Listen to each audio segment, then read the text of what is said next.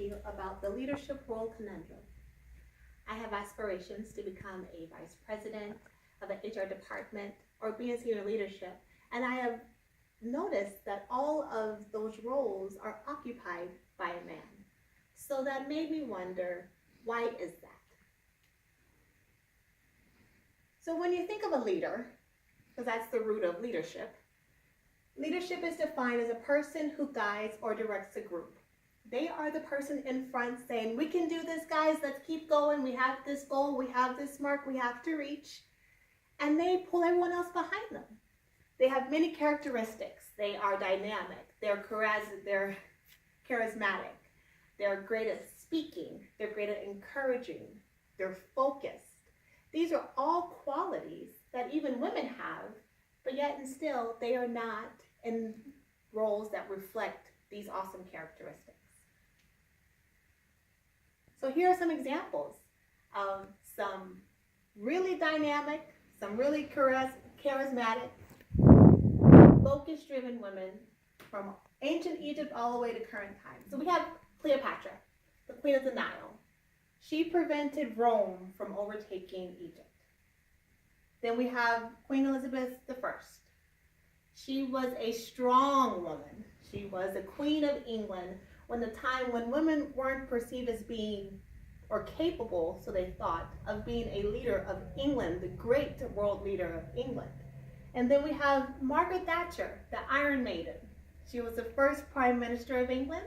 And then we have Angela Merkel, who has been the Chancellor of Germany for a while now and has changed the EU, has changed Europe in a completely different way 40, 50 years ago.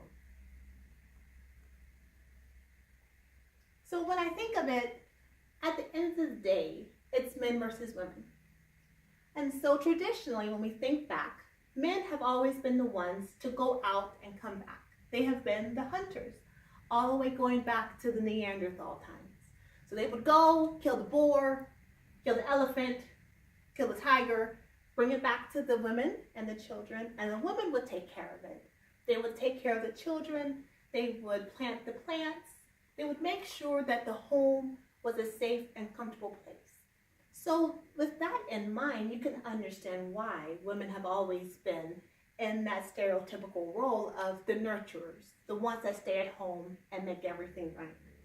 But new research has found that there has been a mindset shift in how we perceive women in roles of leadership. Just because our ancient ancestors were the ones at home doesn't mean that we should stay at home. And we have also found that companies prefer women in roles of leadership more than previously thought. So what does the research say?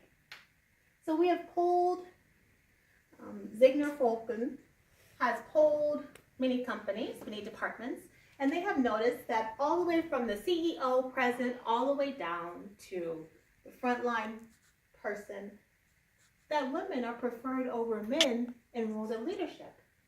So we have the top management, executives, senior team members. 57% say that, oh, I prefer a man. Well, 67.7% said, I would prefer a woman.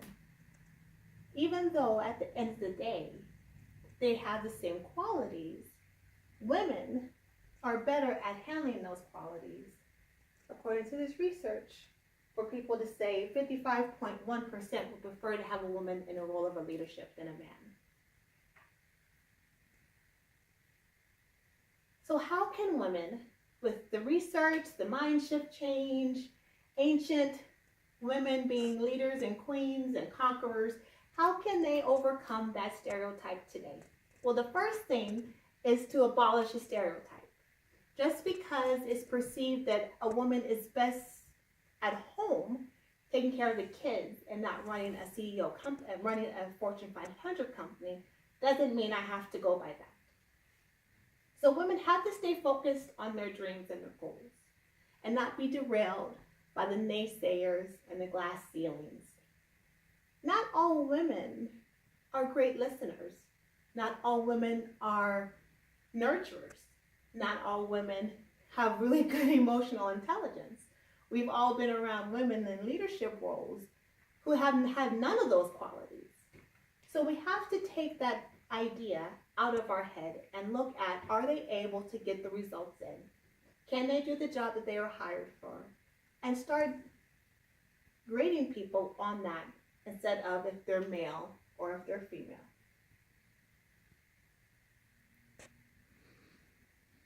So for my audience, you ma'am, has there been an experience where you have worked under a male or a female?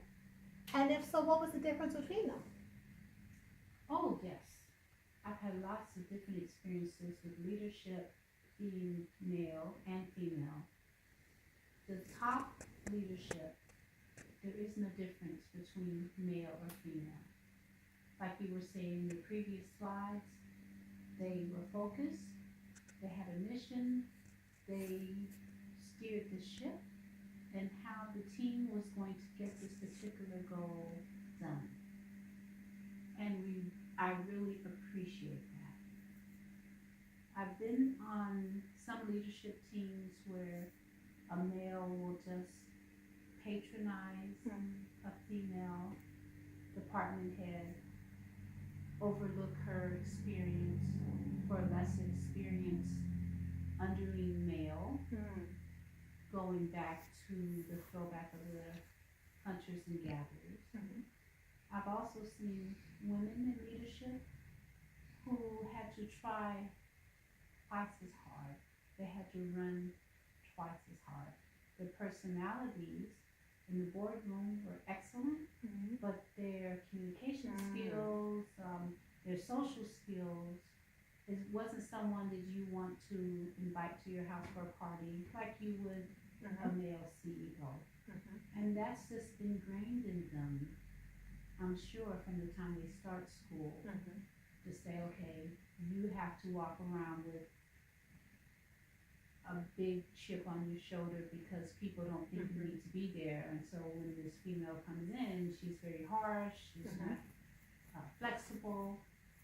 But I think more and more, especially with the .com era that we have and a lot of small businesses, that the majority of people are just looking for a good leader. They're looking for someone who's compassionate, for someone who knows the business and can see the trends and get us where we need to go.